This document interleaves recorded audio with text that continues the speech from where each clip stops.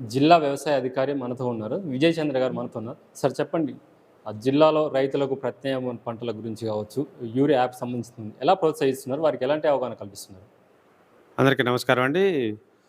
మహబూబాద్ జిల్లాలో 4,59,000 ఎకరాల్లో గత సంవత్సరం వివిధ రకాలైన పంటలు పండించడం జరిగింది.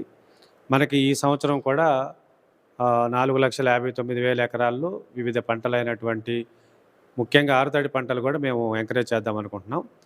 ఇప్పటివరకు మన మహబూబాద్ జిల్లా తీసుకున్నట్లయితే 69,000 ఎకరాల్లో మనకి వరి నాట్లు వేయటం జరిగింది.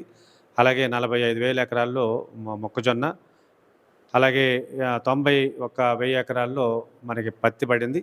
అలాగే గత సంవత్సరం ఓన్లీ ఒక్క 1000 మాత్రమే పెసర ఉంటే ఇప్పుడు దాదాపు 10,000 ఎకరాల్లో పెసరని మేము ప్రత్యామ్నాయ పంటగా చేయటం జరిగింది. అలాగే గత సంవత్సరం రెడ్ గ్రాము దాదాపు ఓన్లీ ఒక 100 ఉంటే ఈ సంవత్సరం 2,000 ఎకరాల వరకు పెంచాము.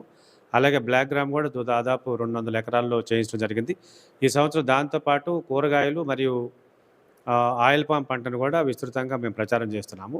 ప్రస్తుతం ఎల్‌నినో ప్రభావం వల్ల మనకి చెరువుల్లో నీళ్లు అంతగా రాలేదు కాబట్టి ఎక్కడైతే వరి వేస్తున్నారో ఆ వరిని కూడా మనం కొంత ఆపుకొని ఆరుతడి వైపు పంటల వైపే రైతుల్ని మొగ్గు చూపాలని మేము విస్తృతంగా ప్రచారం చేశాం.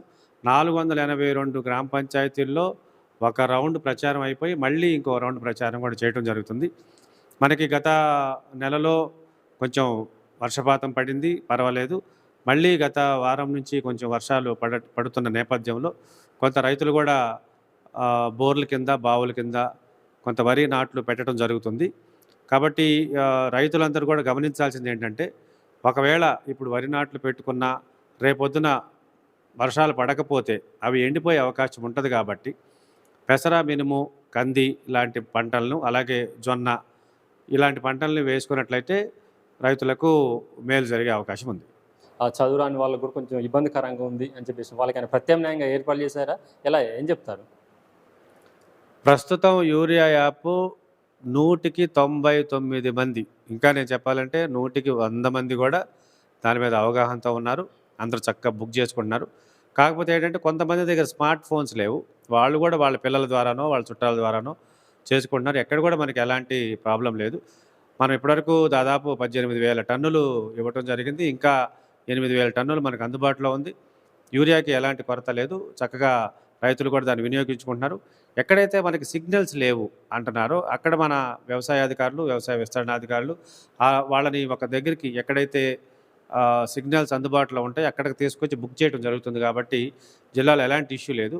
దానితో పాటు ప్రభుత్వం ఇప్పుడు మీ సేవల ద్వారా కూడా యూరియా బుక్ చేసుకునే అవకాశం ఇచ్చారు. కాబట్టి రైతులు మీ సేవకి వెళ్ళి కూడా ఒక ₹10 ఇచ్చి అది బుక్ చేసుకోవచ్చు. అయితే ఇప్పుడు మనకి సెంట్రల్ గవర్నమెంట్ యాప్ కొత్తది ఫ్రేమ్వర్క్ ఫర్ ఫర్టిలైజర్ సేల్ అని కొత్త యాప్ వస్తోంది.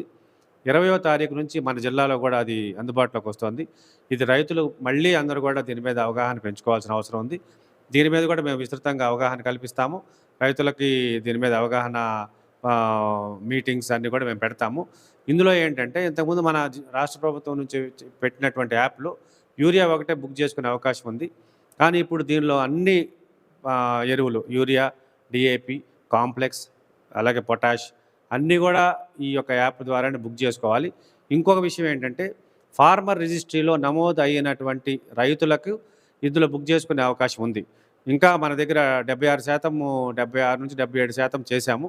ఇంకా మిగతా రైతులు ఆర్ఓఎఫ్ఆర్లో ఉన్న రైతులు, అలాగే ఇంకా ఎవరన్నా ఫార్మర్ రిజిస్ట్రీ చేసుకున్నట్లయితే వెంటనే వారు సంబంధిత వ్యవసాయ విస్తరణాధికారిని కలిసి ఫార్మర్ రిజిస్ట్రీ చేసుకున్నట్లయితే మనకి రేపు కొత్తగా వచ్చే సెంట్రల్ గవర్నమెంట్ యూరియా ఎరువుల బుకింగ్ యాప్లో నమోదు చేసుకునే అవకాశం ఉంది.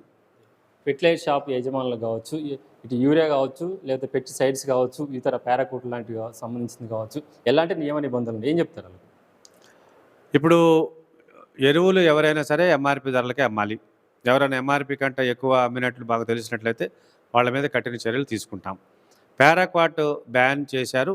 ప్రస్తుతానికి డ్రాఫ్ట్ బ్యాన్ ఆర్డర్స్ ఉన్నాయి. కాబట్టి జిల్లాలో ఎక్కడైతే ఇది అంటే స్టాప్ సేల్ ఇచ్చి ప్రస్తుతానికి ఉంచారు వాటన్నిటిని కూడా రిటర్న్ చేయమని ఇన్స్ట్రక్షన్స్ ఇవ్వడం జరిగింది.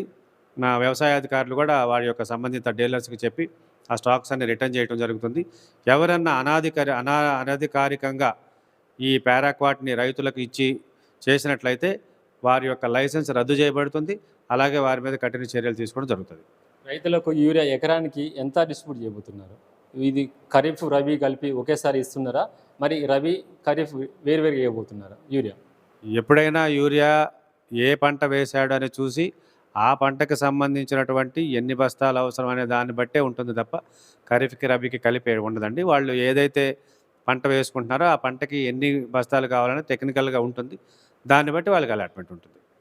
రైతులు ఎవరైతే యూరియా డిస్ట్రిబ్యూషన్ సంబంధించింది ఆన్లైన్ చేసుకుంటారో అది ప్రతి ఒక్కరికి వారికి పూర్తి స్థాయిలో అవగాహన కల్పించడం. రైతులు ఎవరు అధైర్యపడొద్దు. ఈ కాలం కావచ్చు, రబీ ఖరీఫ్ కూడా కావచ్చు, ఇతర ప్రత్యామ్నాయ పంటలతో పాటు అన్ని విధాలుగా అవగాహన కల్పించాము. రైతులు అధైర్యపడొద్దని చెప్తున్నారు. కెమెరా పర్సన్ పవన్తో వెంకన్న, మహబూబాబాద్ జిల్లా నుంచి.